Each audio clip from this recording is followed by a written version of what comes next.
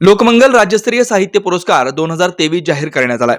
सोलापुरातील लोकमंगल हा ग्रुप सामाजिक, शैक्षणिक आणि सांस्कृतिक क्षेत्रात कार्यरत आहे।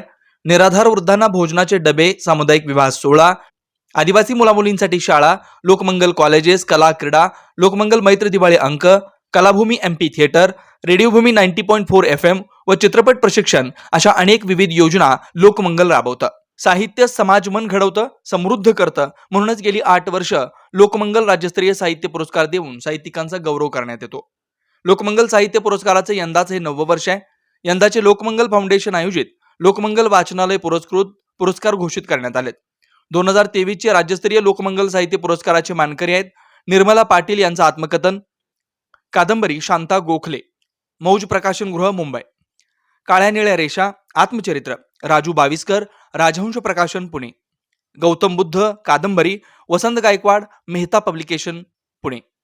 पुरस्काराचे स्वरूप 25,000 रुपये रोख, स्मृतिचिन्ह आणि सोलापुरी चादर असा आहे। साहित्य क्षेत्रातील लक्षणीय कार्याबद्दल व्यक्ती किंवा संस्थेला देण्यात येणारा पुरस्कार। संस्था कलासक्त पुणे, केल्याने भाषांतर त्रैमासिक सुनंदा महाजन। पुरस्काराचं स्वरूप 25,000 रुपये रोख, स्मृतिचिन्ह आणि सोलापुरी चादर असा आहे। माननीय मुख्यमंत्र्यांनी त्यावेळी जो शब्द दिलेला आहे किंवा जरांगे पाटलांनी अट घातली असं की 24 डिसेंबरला शेवट तारीख आहे। आम्ही त्यावेळेस म्हटलं होतं की आजच्या ज्या सभासदांच्या सर्व सदस्यांच्या ज्या भावना आहेत एकसंघ होऊन ह्याच्यात लढाई केली पाहिजे।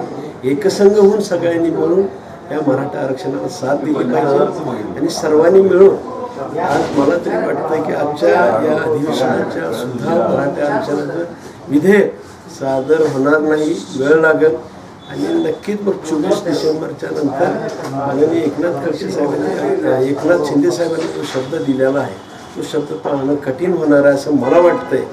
कारण मला ज्ञान नसल्यामुळे मी तेव्हा बोललो, आरक्षण देत असताना आरक्षण हे टिकलं पाहिजे, आरक्षण परत रद्दबातल होऊ नये ह्याची सुद्धा सर्वांनी मिळून काळजी घेण्याची गरज आहे आणि म्हणून आरक्षण देताना खूप अभ्यासपूर्वक द्यावं लागणार आहे। आणि मला असं वाटतं की थोडंसं आपण फेब्रुवारी अखेरपर्यंत जे काही अधिवेशन आहे त्या वेळेपर्यंत सर्वांनी संयम धरावा। लोकमंगल साहित्य पुरस्काराचं हे 9वं वर्ष आहे, 2023 आहे। 3 आपण पुरस्कार देत असतो 3 पुस्तकांना। पहिलं पुस्तक आहे निर्मला पाटील यांचे आत्मकथन, एक कादंबरी आहे, ज्येष्ठ लेखिका शांता गोखले यांनी लिहिलेली। दुसरं पुस्तक आहे काळ्या निळ्या रेषा, हे राजू बाविस्कर नावाचे एक उत्तम चित्रकार आहेत, त्यांचं आत्मचरित्र आहे। आणि तिसरा पुरस्कार जो आहे तो तथागत गौतम बुद्ध, ही वसंत गायकवाड यांनी लिहिलेली कादंबरी आहे।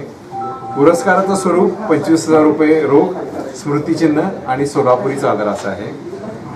साहित्य क्षेत्रातील लक्षणीय कार्याबद्दल आपण व्यक्ती किंवा संस्थेला काही खास पुरस्कार देतो। यंदाचा पुरस्कार आहे कलासक्त पुणे या संस्थेला आपण दिलेला आहे। या संस्थेतर्फे केल्याने भाषांतर हे त्रैमासिक प्रसिद्ध केलं जातं। जागतिक साहित्य त्या भाषेतून थेट मराठीत असं ते छापलं जातं। त्याच्या संपादिका आहे सुनंदा महाजन। या पुरस्काराचं स्वरूप आहे 25,000 रुपये रोख, स्मृतिचिन्ह आणि सोलापुरी चादर। आम्ही जो काही संस्थेला किंवा व्यक्तीला पुरस्कार देतो ते महाराष्ट्रात खूप कमी ठिकाणी, म्हणजे मला वाटतं जवळजवळ नाहीच पुरस्कार।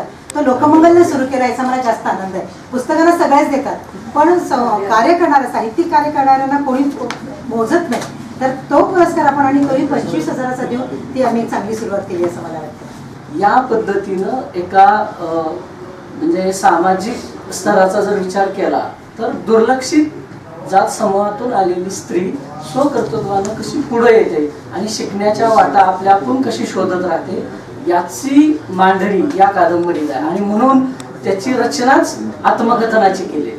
म्हणजे हे लिहिलंय शांता गोखलेनी आणि ही कहाणी आहे निर्मला पाटील यांची। अशा पद्धतीची एक वेगळी आणि दर्जेदार कादंबरी यावर्षी आपण पहिल्या पुरस्कारासाठी निवडली। सोलापुरी साहित्याला देण्यात येणारा यंदाचा पुरस्कार झांबळ कथासंग्रह, समीर गायकवाड, मनोविकास प्रकाशन। पुरस्काराचं स्वरूप 11,000 रुपये रोख, स्मृतिचिन्ह आणि सोलापुरी चादर असा आहे। हा पुरस्कार सोहळा रविवारी 7 जानेवारी 2024 रोजी सायंकाळी 6 वाजता किर्लोस्कर सभागृह, हिराचंद नेमचंद वाचनालयाच्या वरचा हॉल 4 पुतळाजवळ होणार आहे। प्रमुख अतिथी म्हणून एबीपी न्यूजचे संपादक राजू खांडेकर हे उपस्थित राहणार आहेत, अशी माहिती लोकमंगलचे संस्थापक आमदार सुभाष देशमुख यांनी दिली आहे. या कार्यक्रमास मोठ्या संख्येने साहित्य सांस्कृतिक प्रेमींनी उपस्थिती दाखवावी अशी अगत्याची विनंती लोकमंगल साहित्य पुरस्कार समितीचे अध्यक्ष रोहन देशमुख यांनी केले. पुरस्कार निवड समितीचे सदस्य नितीन वैद्य, प्राध्यापिका डॉक्टर रुचा कांबळे, शिरीष देखणे व डॉक्टर दत्ता घोलप हे उपस्थित होते. या पुरस्कारासाठी समन्वयक म्हणून शोभा बोल्ली या काम पाहत आहेत.